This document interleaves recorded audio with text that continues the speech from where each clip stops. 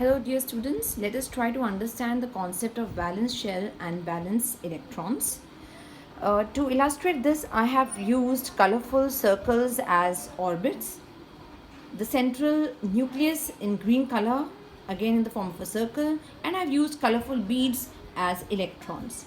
So let us begin with the first example, that is in case of hydrogen. Hydrogen, as you all know, is the first element in the periodic table and has 1 proton and 0 neutrons in its nucleus, which is shown here. It also has 1 electron in its first shell, which is also known as the K shell. Therefore, the valence shell or the outermost shell in case of hydrogen is the K shell, and valence electrons, which are the electrons present in the outermost shell, since there is only 1 electron present in hydrogen in the K shell, therefore the valence electron in hydrogen is 1. Let's take another example, that's the case of oxygen. Oxygen is the 8th element in the periodic table. It has 8 electrons and 8 protons and 8 neutrons. In the center, that is the nucleus, we have 8 protons and 8 neutrons. In the first shell, there are 2 electrons. In the second shell, there are 6 electrons as per the electronic configuration of oxygen. Now, since the outermost shell of oxygen is the L shell, the first shell is named as a K shell, which has 2 electrons in it. The second shell is named as the L shell. Since the second shell has 6 electrons, that means the outer or the last electrons are entering in the L shell. Therefore, the valence shell of oxygen is the L shell.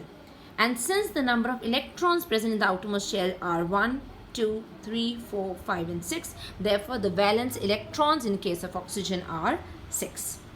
Let's take the third example of argon. Argon is the 18th element in the periodic table. It has 18 protons, 22 neutrons and 18 electrons in different shells. Now, the electrons are arranged as 2 electrons in the first shell, which here is in red color. It has 2 electrons in the K shell. There are 8 electrons in the L shell, which is represented by blue color.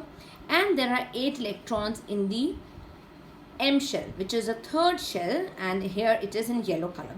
So since the electrons which are entering in the outermost shell is the M shell, therefore the M shell is the valence shell of argon. And since there are 8 electrons in the M shell, as we can count them, 1, 2, 3, 4, 5, 6, 7 and 8. So since there are 8 electrons in the outermost shell or the valence shell of argon, that is in the M shell there are 8 electrons, therefore the valence electrons in case of argon are 8. Let's take one more example, that's the fourth example of potassium. Potassium is the 19th element in the periodic table. It has 19 protons, 20 neutrons inside the nucleus.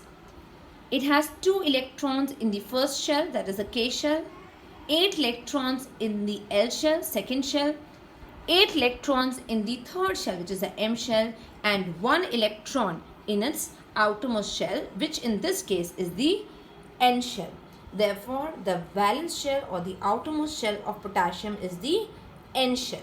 And since in the N shell there is only 1 electron present, therefore the valence electron of potassium is 1.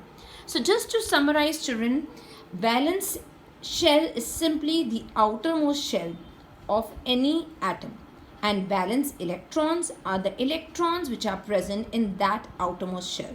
Now, in order to review the concept of electronic configuration and to understand how we put the number of neutrons and protons, you can refer to my previous videos to review that concept. I hope you all have understood this topic. Take care. Bye-bye.